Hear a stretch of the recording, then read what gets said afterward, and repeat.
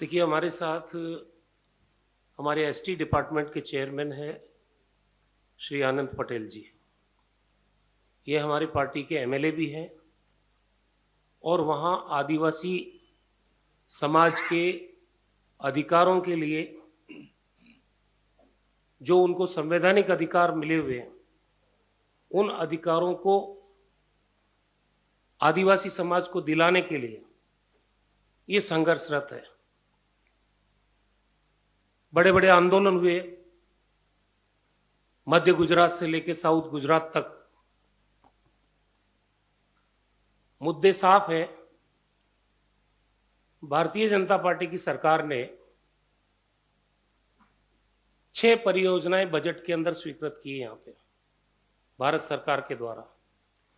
उसमें एक कैन बेटवा लिंक प्रोजेक्ट था, एक आपका दमनगंगा दामनगंगा पिंजलाल, एक पार तापी, एक गोदावरी कृष्णा और एक कृष्णा पनेर और पनेर चौवेरी। ये 6 योजनाएं बजट के अंदर अनाउंसमेंट की और उसमें एक पार तापी रिवर लिंक प्रोजेक्ट वो गुजरात में था। किसी आदिवासी को कॉन्फिडेंस में लिया नहीं। कानून बना हुआ है, वन अधिकार अधिनियम है, पासा है। दूसरी राज्य सरकारें आदिवासी को जल जंगल और जमीन का अधिकार दे रही है, लेकिन यहाँ गुजरात है, इनकी जमीन भी ले लो, इनका पानी भी ले लो और इनका जंगल भी ले लो। और वो इस जगह पे उन्होंने बजट में अनाउंसमेंट किया। उसका विरोध हुआ पूरे गुजरात के अंदर और विरोध में गांधीनगर तक गिरफ्तारियां हुई। कांग्रेस पार्टी ने भी गिरफ्तारी दी और पूरे मध्य जोन और साउथ जोन के अंदर आंदोलन हुए। कई जगह पुलिस अत्याचार हुए, लाठीचार्ज हुआ, सब तरह की घटनाएं हुई। जब चुनाव नजदीक आ गया गुजरात का, तब इन लोगों को डर लगा, बीजेपी वालों को, कि ये मुद्दा बड़ा बन सकता है, तो इसको रोल बैक कर लेते हैं। पहले वहां प्रधानमंत्री जी की रैली तय की गई। आदिवासियों के विरोध के कारण उस रैली को रद्द करना पड़ा और उसके बाद मुख्यमंत्री भूपेंद्र पटेल जो गुजरात के हैं, उन्होंने पहले बार घोषणा की कि ये प्रोजेक्ट को हम स्थगित करते हैं। जब आंदोलन फिर भी नहीं रुका तो फिर चीफ मिनिस्टर ने ये घोषणा की कि ये प्रोजेक्ट सरकार वापस लेती है। मेरा प्रश्न ये है कि जिस योजना को 6 योजनाओं के साथ भारत सरकार के बजट में केंद्र सरकार ने अनाउंस किया फ्लोर ऑफ द हाउस, उसको क्या किसी राज्य का मुख्यमंत्री स्थगित कर सकता है, वापस ले सकता है? ये आदिवासी समझ गया कि हमारे को, क्योंकि चुनाव सामने है, हमें गुमराह करने का एक षड्यंत्र भारतीय जनता पार्टी कर रही है। ये समझ के इन्होंने अपने आंदोलन को जारी रखा। उसके बाद ये इनकी हालत देखिए आप और फोटोग्राफ्स आप देखिए। उसके बाद बीजेपी के गुंडों ने, जो उनके ऑफिशियल ऑफिस बेयरर्स हैं, इनके ऊपर जानलेवा हमला किया। पहले पुलिस ने इनके ऊपर अत्याचार किया, जिस अमानवीय तरीके से इनको अरेस्ट किया गया और इनके ऊपर बर्बरतापूर्वक व्यवहार किया गया। और उसके बाद फिर भी आंदोलन नहीं रुका तो ये इनके ऊपर जानलेवा हमला हुआ। 2 चीजें हैं ये। एक जो सड़क है स्वर्णमाला प्रोजेक्ट, भारतमाला प्रोजेक्ट, जो जोड़ रहा है बॉम्बे से।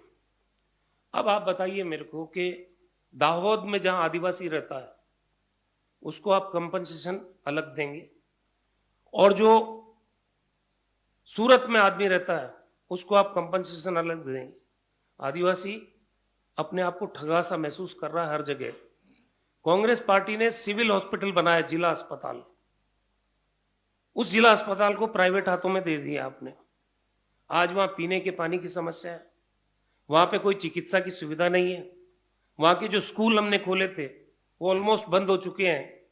सड़कें इतनी जर्जर है, ऊपर से उनको संविधान में प्रदत्त अधिकारों को आप दे नहीं रहे हैं और उसके ऊपर दमन की नीति पे आप उतरते हो कि पहले पुलिस से आप अत्याचार करवाते हो और उसके बाद बीजेपी के लोग ऑफिशियल पदाधिकारी, सबसे बड़ी बात एफआईआर दर्ज हुई है, आज कितने दिन हो गए, कोई गिरफ्तारी नहीं हो रही है। मेरा आरोप है भारतीय जनता पार्टी के प्रदेश अध्यक्ष CR पाटिल, उनके इशारे पर इनको, क्योंकि वो नवसारी से सांसद हैं, उसी जोन में रहते हैं वो, और उनके इशारे पर इन पर हमला हुआ। और CR पाटिल के बारे में मैं इतना कह सकता हूं कि बनारस का काम वो संभाल रहे थे पूरे चुनाव का। तो प्रधानमंत्री जी की प्रतिक्रिया नहीं आना, गृह मंत्री जी आप 10 दिन वहां पे हैं, प्रधानमंत्री जी 10 दिन पूरे देश की कमान को छोड़ के गुजरात में है इन दिनों में। मैं तो ये कहता हूं कि उनको कैंप ऑफिस प्रधानमंत्री कार्यालय का गुजरात में बना देना चाहिए। और गृह मंत्री तो 15-20 दिन वहां है ही है, केंद्रीय सरकार के 10-10, 20-20 मंत्री आम बात है गुजरात में। अगर आपको लगता है कि ये अत्याचार हुआ है एक आदिवासी पे, चाहे वो कांग्रेस पार्टी का है, चाहे वो एक्टिविस्ट है, आप एक शब्द तो बोल सकते थे, रोक तो सकते थे उनको। ये मौन सहमति प्रधानमंत्री की और गृह मंत्री की है इसमें, और इस तरह से अत्याचार करके आदिवासी के आवाज को नहीं दबाया जा सकता। दूसरी बात, हमारे एक दलित नेता है वहां, जिग्नेश मेवानी, अभी हमारे 2 जगह पर वहां सांप्रदायिक तनाव की घटनाएं हुई। प्रधानमंत्री जी आ रहे थे वहां बनासकांठा जिले में, जिग्नेश मेवानी वडगांव से MLA उसी जिले से, उन्होंने एक ट्वीट कर दिया कि प्रधानमंत्री जी जब गुजरात की धरती पे आ रहे हैं तो मेरी उनसे विनम्र प्रार्थना है कि यहां आए तो शांति और सद्भाव की अपील करके जाएं।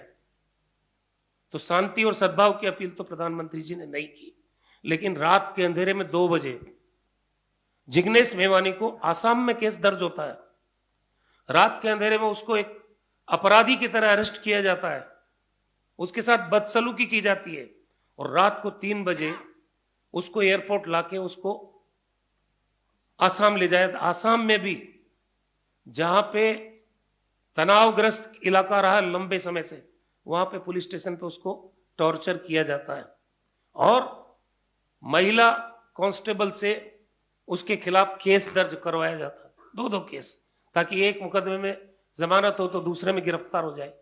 तो ये दलित और आदिवासी समाज के प्रति जो भारतीय जनता पार्टी का दृष्टिकोण है कि या तो हमारे साथ आ जाओ वरना तुम्हारा ये हस्त किया जाएगा, इसको आज गुजरात के आदिवासी ने समझा है। और मैं तो ये कहूंगा कि आदिवासी विरोधी मानसिकता की सरकार है और पूरे गुजरात का आदिवासी समझ चुका है इसको।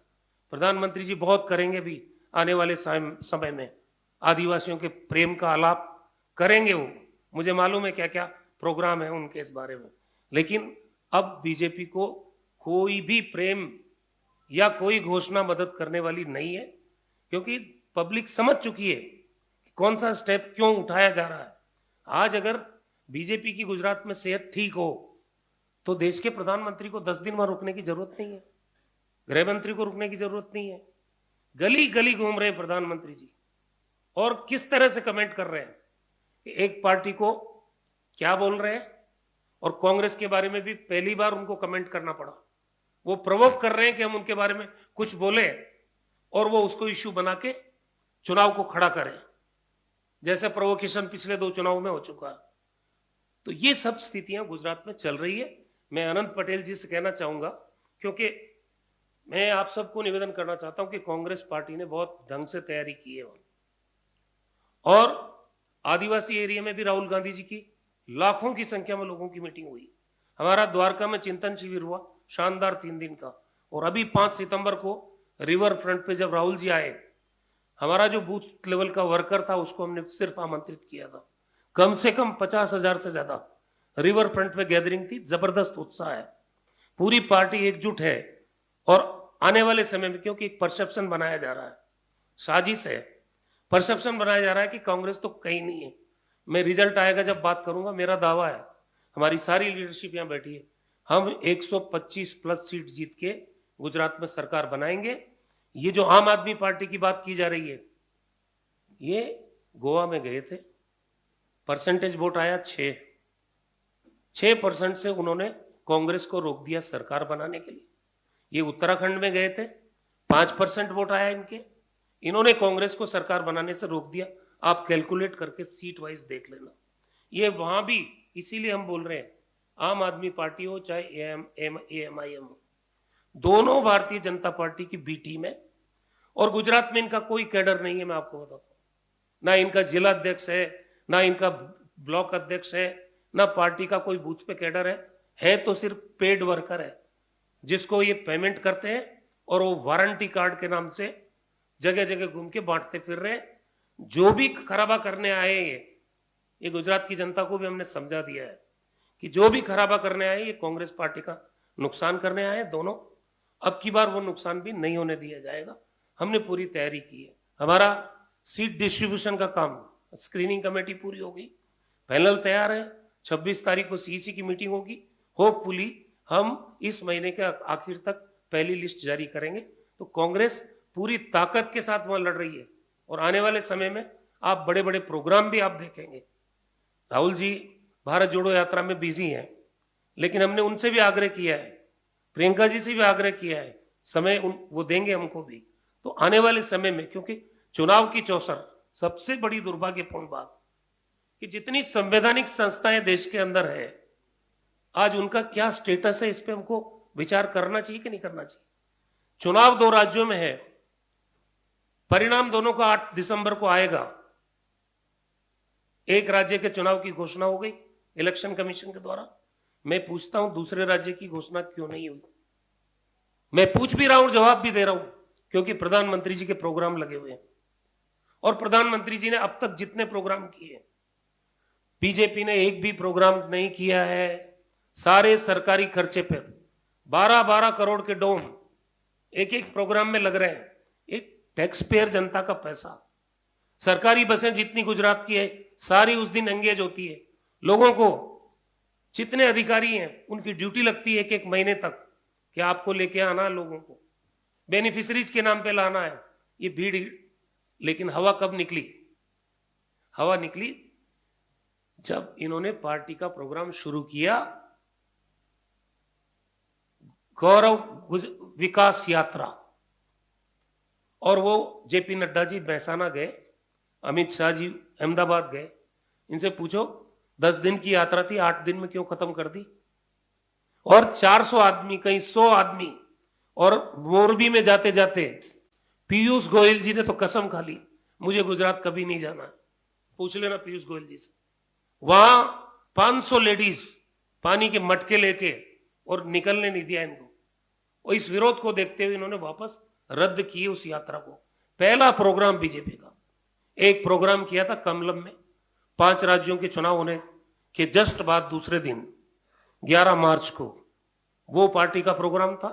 दूसरा प्रोग्राम ये आया जो अटर फेल्योर है और पब्लिक तमाशा देख रही है पूरी जगह। इसलिए मैं आज कहता हूं कि गुजरात में बीजेपी के खिलाफ जबरदस्त आक्रोश है।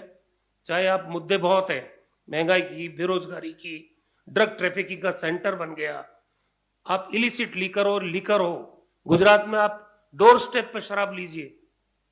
ये है 22 पेपर लीक हुए हैं, कोई भर्ती हुई नहीं है, कानून व्यवस्था लचर है, सड़कों की हालत खराब है। कोविड में जितना मिसमैनेजमेंट वहां पे हुआ गुजरात में, उसका नतीजा था कि 1 साल पहले पूरी की पूरी सरकार को बदला इन लोगों ने। चीफ मिनिस्टर, पूरी कैबिनेट, हिंदुस्तान की राजनीति में ये पहला उदाहरण होगा जहां पूरी सरकार निकम्मी मानते हुए 4 साल जिन लोगों को आपने मौका दिया, वो लोगों को आपने एक झटके में निकाला। कोई तो बड़ा कारण होगा। 3 लाख लोग मरे कोरोना के अंदर, बेड नहीं था, वेंटिलेटर नहीं था, रेमडेसिविर इंजेक्शन नहीं था, टोसिलिजुमैब की तो छोड़ दो आप, वेंटिलेटर नहीं था, ऑक्सीजन नहीं थी। तड़प तड़प के लोगों ने दम तोड़ा, ये फेल हो गए वहां भी। और रेमडेसिविर इंजेक्शन उसकी जगह है अस्पताल में। गुजरात का एक एक बच्चा जानता कि वो ब्लैक हो रहा था बीजेपी के दफ्तर से, लाइफ सेविंग इंजेक्शन। ये हालात में गुजरात है, तो हम आपको ये बात कर। अब अनंत पटेल जी आपको। नमस्ते। 8 तारीख को जो मुझ पे हमला हुआ, एक विधायक पे, आदिवासी विधायक पे हमला हुआ, वो अकेले आदिवासी पे हमला नहीं हुआ था, पूरे आदिवासी अस्मिता पे हमला हुआ था। 7 सालों से आदिवासी के प्रश्न के लिए आंदोलन कर रहा हूं, वो चाहे कस्टोडियल डेथ हो, भारतमाला प्रोजेक्ट हो और मुंबई दिल्ली कॉरिडोर का प्रोजेक्ट हो या Par Tapi Narmada river link project का विरोध हो। Par Tapi Narmada river link project में 14 रैलियां की, पूरे गुजरात में जहां जहां से ये प्रोजेक्ट हो रहा था, डैम प्रोजेक्ट हो रहा था, उसका हमने विरोध किया। हम विकास के विरोधी नहीं है, लेकिन जड़ जंगल जमीन का इश्यू जो आदिवासी का है और उस जड़ जंगल जमीन पे जो हमला हो रहा है, आदिवासी अस्मिता पे जो हमला हो रहा है, उसके ऊपर हमने साउथ गुजरात में जोरदार विरोध किया।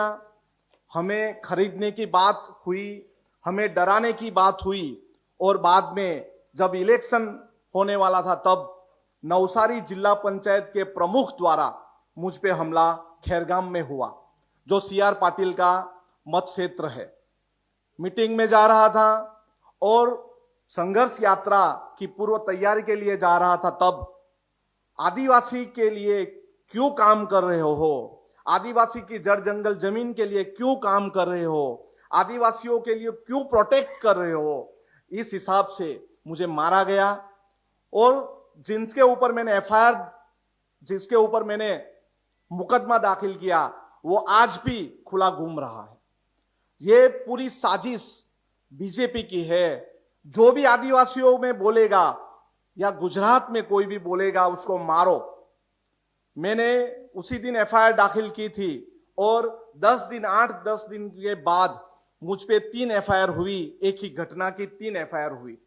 वो एफआईआर जिसने मुझे मारा है उसकी बीवी ने भी एफआईआर की, पुलिस ने मेरे पे एफआईआर की और फायर फाइटर के जो ड्राइवर कर्मचारी थे गवर्नमेंट के, उसने भी मुझ पे एफआईआर की।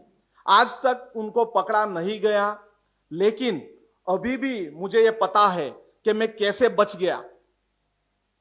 40 से 50 आदमी जो बीजेपी के थे, उसमें जिला पंचायत का प्रमुख भी वहां पे शामिल था, लेकिन आज तक उसको पकड़ा नहीं गया, क्योंकि ये पूरा जो किस्सा हुआ है वो सीआर पाटिल ने करवाया है। अगर एक आदिवासी लीडर को डराया जाएगा तो सभी आदिवासी डरेंगे, लेकिन हम डरने वाले नहीं है। आदिवासी की जड़ जंगल जमीन के लिए, आदिवासी के प्रोजेक्ट जो उसकी जड़ जंगल जमीन लूट रहे हैं, उसके खिलाफ हमारा आंदोलन जारी रहेगा। आने वाली 29 को मैं पूरे गुजरात में से आदिवासियों को बुलाऊंगा और वहां पे मैं आंदोलन करना चाहूंगा।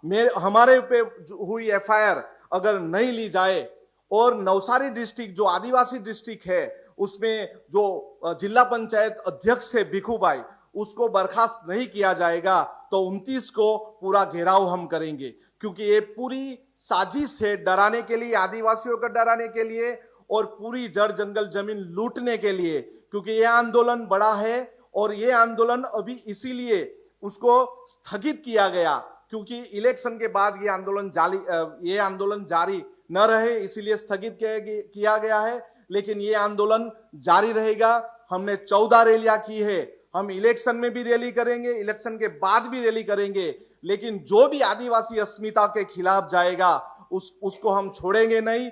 वो हम हमारी जड़ जंगल जमीन, आदिवासी अस्मिता को बचाने के लिए कुछ भी करेंगे। कुछ भी हो जाए, मुझे कुछ भी हो जाए अगर, तो उसका पूरा जिम्मेवार बीजेपी का अध्यक्ष होगा, क्योंकि उसने मेरे पे हमला किया है, आदिवासी अस्मिता पे हमला किया है, पूरे आदिवासियों पे हमला किया है। लेकिन जो हमारी जड़ जंगल जमीन है, जो हमारा पैसा है, अभी भी एक नया कानून जो जंगल जमीन का बनाया गया है, उसमें भी जो ग्राम सभा को जितने पावर दिए गए हैं वो पावर छीन लिए हैं। हम लोकतांत्रिक तरीके से हमारा आंदोलन रख रहे हैं, लेकिन ये हमला पूरी आदिवासी अस्मिता के खिलाफ है, पूरी आदिवासी अस्मिता पे हमला है।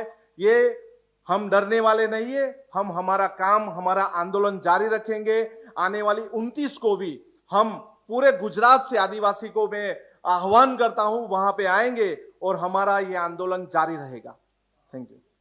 नवसारी डिस्ट्रिक्ट हमारी रणनीति साफ है। इस बार कांग्रेस का बूथ मैनेजमेंट जो प्रधानमंत्री जी ने इशारा किया है कि कांग्रेस घर घर जा रही है, ये वही प्रोग्राम है और उन्हीं लोगों को राहुल गांधी जी ने संबोधित किया है। असली लड़ाई बूथ पे होती है, असली लड़ाई बूथ पे होती है। फर्स्ट टाइम कांग्रेस ने शानदार तरीके से बूथ मैनेजमेंट का काम किया। डोर टू डोर हमारा कैंपेन शानदार तरीके से गया है। 11 वचन कांग्रेस पार्टी ने, राहुल जी ने गुजरात की जनता को दिए हैं। उन वचनों को लेके कांग्रेस पार्टी का हर कार्यकर्ता एक वीक तक घर घर गया है और सबका हमारे पास डाटा है। उसके अलावा अब 5 रैलियां 31 अक्टूबर को, जब इंदिरा जी की पुण्यतिथि है, सरदार वल्लभ भाई पटेल की जयंती है। 6 दिन की कुछ यात्राएं हैं, कुछ यात्राएं 8 दिन की है। और हम ये यात्राएं इसलिए निकाल रहे हैं कि भारतीय जनता पार्टी को समझ में आ जाए, एक यात्रा तुमने भी निकाली थी और एक यात्रा कांग्रेस की भी निकल रही। तुलनात्मक सारा अध्ययन हो जाएगा जनता के सामने और उसमें देश के तमाम सीनियर लीडर्स डे वाइज कौन कहां संबोधित करेगा वो रहेंगे। अभी भी हमारी 28 तारीख को 3 जगह आदिवासी बेल्ट में हमारे सम्मेलन है, अशोक गहलोत जी संबोधित करेंगे। 28 को 2 जगह है और 30 तारीख को 3 जगह है। और ये क्रम हमारा लगातार 31 से, ये 8 दिन की यात्राएं तो हमारी चल ही रही है। उसके बाद इलेक्शन तो डिक्लेयर करना ही पड़ेगा। बीजेपी कब तक बचेगी इलेक्शन को डिक्लेयर करने से? इलेक्शन कमीशन कब तक बचेगा? लेकिन उसके बाद हमारी बड़ी छोटी रैलियां और धूम धड़ाका पूरे गुजरात में चलेगा। और आप देखेंगे जो परसेप्शन होता ना कि एक मृग मरीचिका होती है कि हमको पानी नजर आता है लेकिन जब पास में जाते पानी नजर आता नहीं है। ये आम आदमी पार्टी सिर्फ और सिर्फ गुजरात के अंदर मृग मरीचिका साबित होगी।